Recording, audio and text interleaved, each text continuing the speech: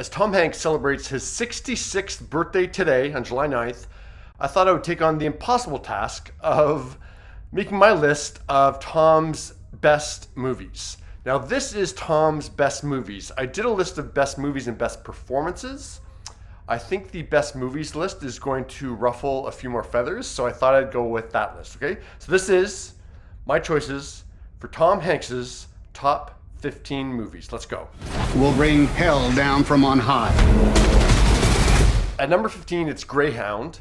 Tom has taken us back to World War II before, but this time it's entirely on a sub, and it leads to a tight, intense 90-minute ride with Tom commanding the helm. Wouldn't you be more comfortable in a research room? Philadelphia is one of Tom's most memorable performances. It's one of his best, absolutely. The movie is fantastic, and it's one of his most well-known movies as well. No. Would it make you more comfortable? I put it at number 14 because it's not really a movie that you want to rewatch. I mean, it's very impactful, but it's very heavy. So yeah, it lands at number 14. But yeah, it's a classic Tom performance, classic Tom movie. Do you have the papers? Not yet.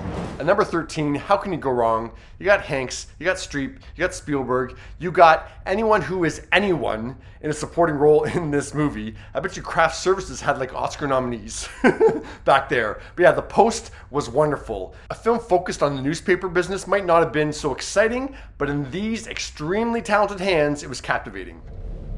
This is the captain. Brace for impact. At number 12 is a film that was just beautiful, Sully. I think Tom is so consistently good, we forget how freaking good he is in some movies, and Sully was one of his best performances, and the story is constructed so carefully and meticulously by Clint Eastwood. I can't explain it, but I knew when I opened that door. I know people are going to hate that Cloud Atlas is even on this list. I love this film. It's at number 11. I stand by this film. I love a sprawling epic with a huge cast across multiple storylines. I love that they played different characters, kind of bringing in that idea of reincarnation. It's a bold movie. I love that Tom took it on. It was a bold choice for him. And I love this movie. Captain Phillips is intense. If I was doing that list of Tom's best performances, this would be right near the top, because I think the final scene where, the adrenaline stops for Captain Phillips and the shock sets in, I think it's the best piece of acting Tom Hanks has ever done, and he's hardly speaking in it. He's almost like just gibberish. It is an incredible piece of acting. As a movie, it's a true roller coaster. I mean, Paul Greengrass and Tom really take us on a ride, and it never lets up for 2 hours. I found something from every decade. Already. Extremely Loud and Incredibly Close was a polarizing film, and I don't know why. Yeah, sure, it was nominated for Best Picture, but a lot of people hated this movie. I loved this movie. Watching it, there was a couple questions in my mind where this is all going, and when it led to that, I thought it was brilliant. I thought it was a brilliant take on grief, a really unique one. Tom doesn't really have a standout role here, even though he's top billing. Sandra Bullock really has the more showy parent role here. But yeah, I just thought it was a really moving experience. Questions? Do you leave the light on after bedtime? When I think of The Green Mile, I immediately think of heaven, I'm in heaven, and then I get sad. Yeah, that scene. Oh. So I read the Stephen King book before I saw the movie, and I knew it would be a tall task bringing this story to the screen. And yeah, it's a 3-hour movie.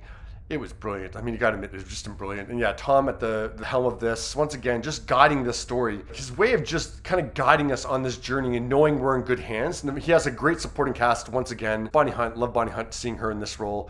So yeah, great movie.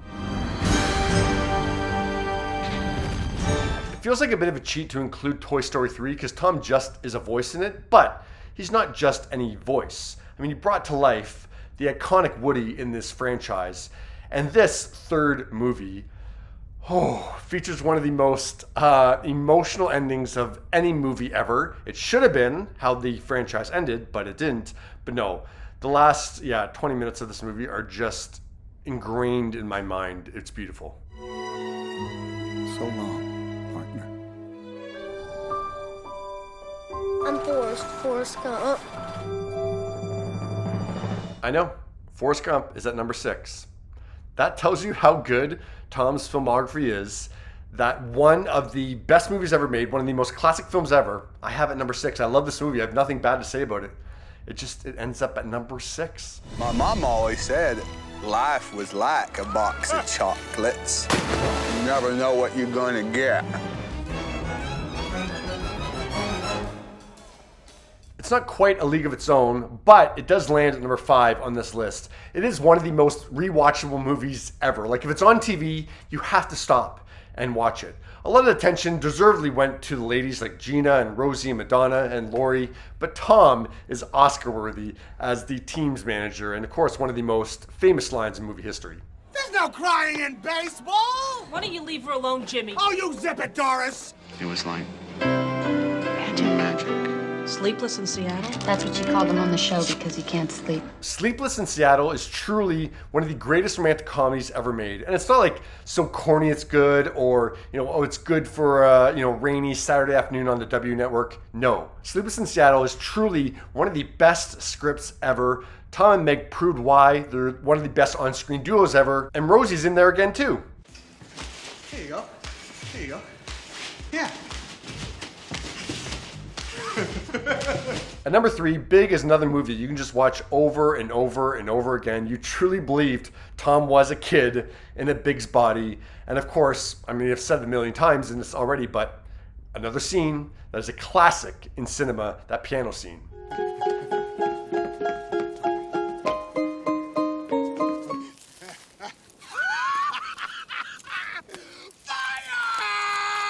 Castaway astounded me in the theaters. Sure, Tom lost a lot of weight for the movie, but his ability to command an audience for that long, like he's alone on screen for I think like an hour and 40 minutes or something like that. It's just so commanding. I remember being in the movie theater, it was packed, and everyone is just transfixed watching Tom Hanks up on that screen. Robert Zemeckis and him created this epic tale around one man and a volleyball.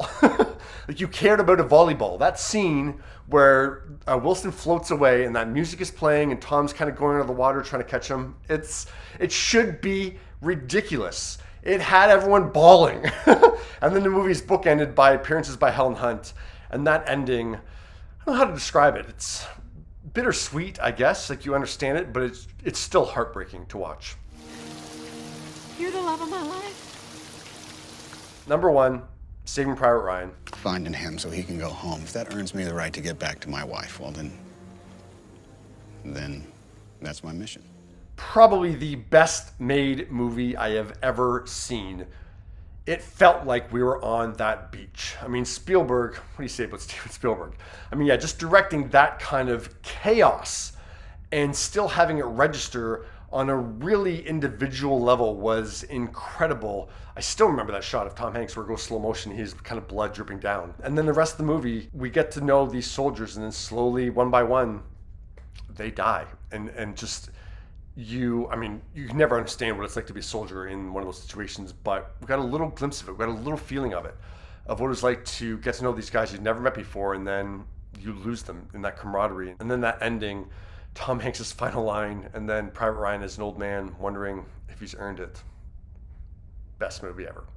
Yeah, so that's my list. Can't wait to hear your reactions. And yeah, what do you think I left out that should have been in there?